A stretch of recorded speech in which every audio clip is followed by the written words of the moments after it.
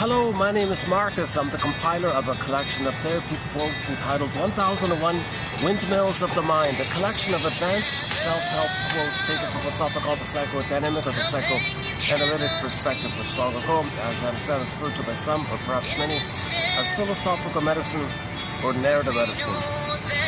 The premise being that if we can make conscious aspects of ourselves that were repressed, unknown to us, and then with the consciousness, from our conscious place of making the unconscious conscious, from that consciousness, the premise is that with that consciousness, we now have the resource to make new choices, to give up, old illusions, the fantasies and risky fantasies, and someone's going to save you or something, or if you repeat the past in the present, you'll change the past.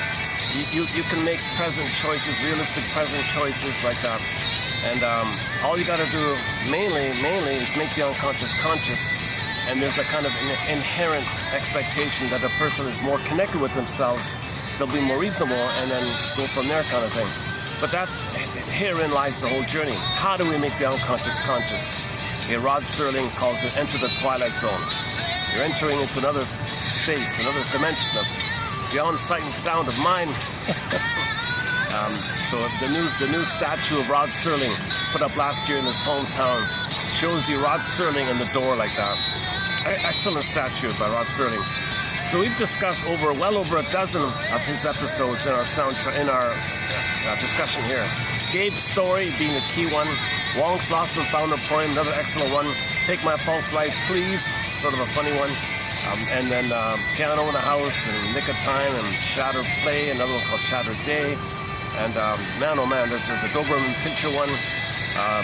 Recently, a recent one was called Young Man's Fancy. And a lot of great episodes. And so these episodes are parables about the unconscious. So Rod Serling will give you a little introduction, show you the Twilight Zone area, and then he'll tell you something like, these things you see here in the Twilight Zone. One guy's living in the past. He's afraid to live in the present. So we see him stuck in the past. These things happen in the Twilight Zone. So in the unconscious, we may be stuck through the traumatic script.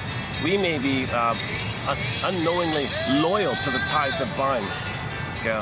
So we might even be dysfunctional to prove our loyalty to the mother. Okay? Because we still have a hope that we'll win her love.